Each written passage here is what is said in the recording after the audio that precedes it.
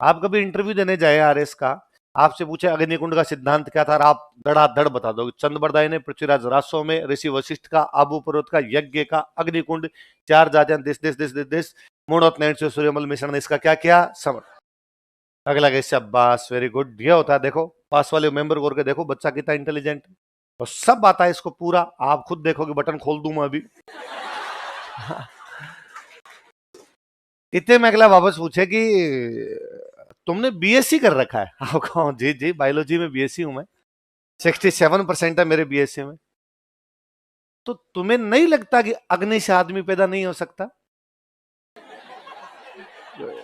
कोई x Y गुणसूत्र नाम की भी चीज होती है ना। बायोलॉजी फेल कर दी भाई तूने।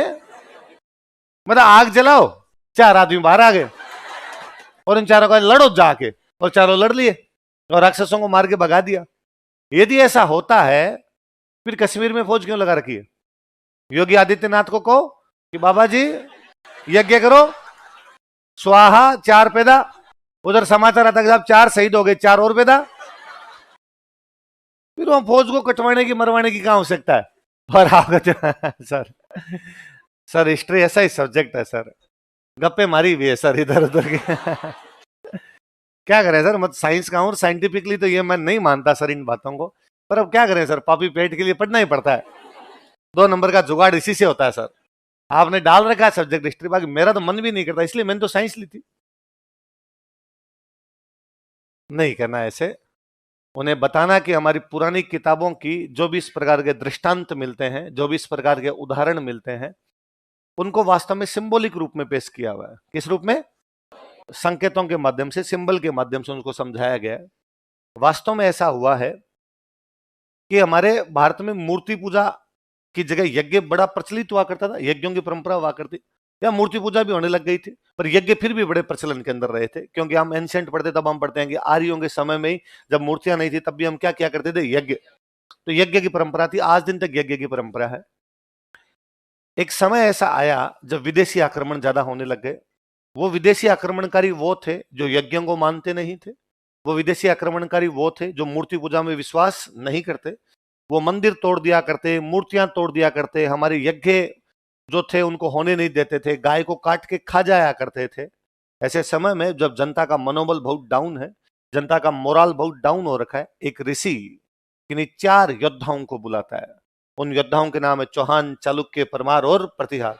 और ऋषि उनको बुला के मोटिवेट करता है कि जाओ लड़ो, इस समय देश को, मातृभूमि को, इस संस्कृति को, इस यज्ञ, मूर्तियां, मंदिरों तथा गायों को तुम्हारी आवश्यकता है। अब नहीं लड़ोगे तो हमारी संस्कृति समाप्त हो जाएगी। अब नहीं लड़ोगे तो विदेशी आक्रमणकारी हमारी सभ्यता को पूरी तरीके से बर्बाद कर देंगे, इसलिए जाके लड़िए। उन चारों ने कहा होगा कि ये तो तगड़े हैं सामने जो आ रहे हैं, हमारी इनके खिलाफ पार कैसे पड़ेगी। ऋषि ने कहा चिंता मत कीजिए, देवता हमारे साथ हैं। हम एक यज्ञ करते हैं, यज्ञ के माध्यम से देवताओं का आह्वान करते हैं। एक यज्ञ किया होगा, यज्ञ में 4 योद्धा बिठाए होंगे और बिठा कहा होगा, हे देवताओं, अपनी तमाम ताकत, शक्ति, वीर्य, बल इन योद्धाओं को प्रदान कीजिए ताकि जाएं हमारी मातृभूमि की रक्षा करें। उन चारों का कॉन्फिडेंस बढ़ा होगा, वो 4 गए होंगे, आक्रमणकारियों को रोका होगा। न कि यज्ञ की अग्नि के माध्यम से आदमी निकाल दिए गए। आई बात समझ में? चीजों का सिंबॉलिक महत्व हम आज दिन तक करते हैं। मैं अभी थोड़े दिन बाद में आपको अखबार की हेडलाइन दिखा दूंगा कभी कि 2020 वर्ल्ड कप में भारत की क्रिकेट टीम की जीत की कामना के लिए इंदौर में क्रिकेट प्रेमियों ने एक यज्ञ का आयोजन किया। क्या हो जाएगा यज्ञ करने से? पर हमें लगता है यज्ञ करने से देवता राजी होते हैं, और देवता राजी होंगे तो हमें आशीर्वाद देंगे, और आशीर्वाद देंगे तो हमारी टीम जीत जाएगी। हम आज भी आएगा। विश्वविद्यालय के छात्रों ने बढ़ी हुई फीस के खिलाफ विश्वविद्यालय परिसर में एक सद्बुद्धि यज्ञ का आयोजन किया तथा देवताओं से आह्वान किया कि कुलपति महोदय को सद्बुद्धि दे। आता है अखबारों में, हम सरेआम देखते हैं। आज भी गांव में 4-5 साल तक लगातार बारिश नहीं हुए, हम गांव के अंदर पढ़ते हैं 1008 कुंडीय महायज्ञ का आयोजन किया गया। और पता नहीं ये साइंटिफिक, हमारा विश्वास इतना जमा हुआ है, साइंटिफिक भी और हमारा विश्वास भी इतना जमा हुआ है कि ज्यादातर मामलों में 99.99% मामलों में यज्ञ समाप्त होने से पहले पहले मूसलाधार बारिश है। इसलिए हमारा विश्वास और बढ़ता है कि देवता बारिश करवाते हैं। देवता राजी किससे होते हैं? इसलिए यज्ञों की परंपरा हमने अभी तक समाप्त नहीं की। हम पुनः कहते हैं, हम कहते हैं कोई भी 2 व्यक्ति हमारा जो विवाह परंपरा है, हमारा जो विवाह संबंध है, हम कहते हैं कोई भी दो व्यक्ति जो आपस में मिलने जा रहे हैं, आपस में जिनकी जोड़ी बनने जा रही है, इनको देवताओं से आशीर्वाद दिलाया जाए, इसलिए तमाम शादियां अग्नि को साक्षी मान के की जाती है। हमने एक बार भी ऐसा नहीं किया कि बीच में पानी की बाल्टी रखी चक्कर काट ली।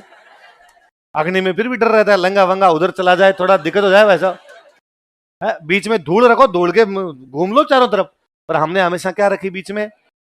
अग्नि रखी, क्योंकि हम जानते हैं कि अग्नि वह देवता है जो हमारे तथा अन्य देवताओं के बीच में मध्यस्थ है। अग्नि वह देवता है जो हमारे तथा अन्य देवताओं के बीच में, 2010 के प्रीलिम्स का सवाल है, उस देवता का नाम बताइए जो मनुष्यों तथा बाकी देवताओं के बीच में मध्यस्थ का कार्य करता है। इसलिए हमें पता है कि हमें देवताओं से आशीर्वाद चाहिए, पर बाकी देवता नॉट रीचेबल है, उन तक हमारी पहुंच नहीं है। कोई एक देवता जो हमारी रीच में, वो कौन सा है? अग्नि। इसलिए हम अग्नि के हाथ जोड़ते हैं, अग्नि देवता अपना तमाम हमारे जो भी समाचार है वो उन देवताओं को सुनाओ, उन देवताओं का तमाम आशीर्वाद हम तक पहुंचाओ, उन देवताओं की शक्तियां, उन देवताओं का बल, उन देवताओं की ताकत हम तक पहुंचाई जाए। इसलिए तमाम शुभ काम अग्नि को साक्षी मान के किए जा रहे हैं। इसलिए हम भले गृह प्रवेश करें तो भी यज्ञ कर रहे हैं, हम शादी करें तो भी यज्ञ कर रहे हैं, कोई दूसरा शुभ काम करें तब भी क्या कर रहे हैं।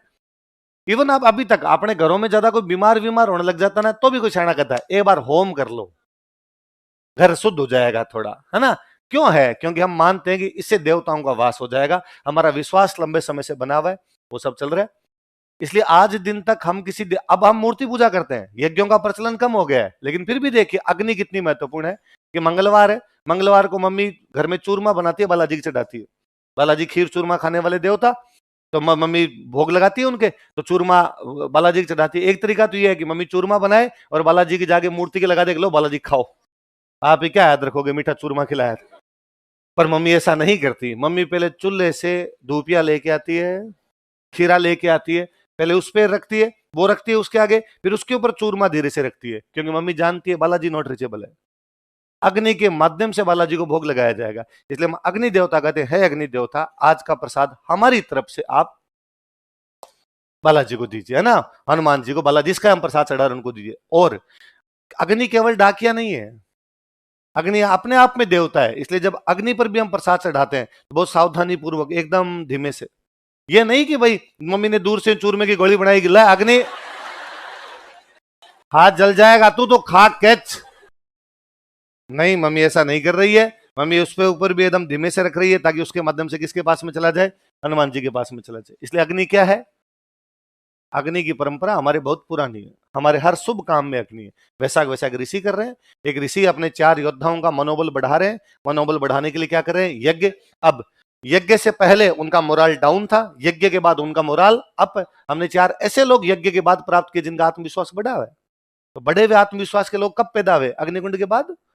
पहले उनका अग्नि, अब वो सेम बात कि मैं कहूंगी यार, मैं जब क्लास में गया था तब बच्चे बड़े यूं महसूस कर रहे थे कि यार प्री में फेल हो गए, अब तुम्हारा क्या होगा क्या नहीं होगा।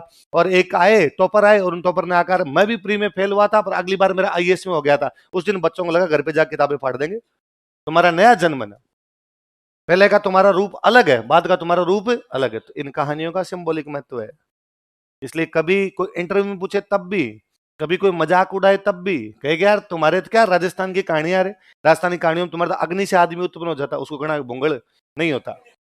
हम भी जानते हैं तेरे से ज्यादा साइंस पढ़ी हुई है, पर चीजों के दूसरे अर्थ भी होते हैं, इसका दूसरा अर्थ हुआ है। याद रहेगी बात? चलो दूसरा लिखो।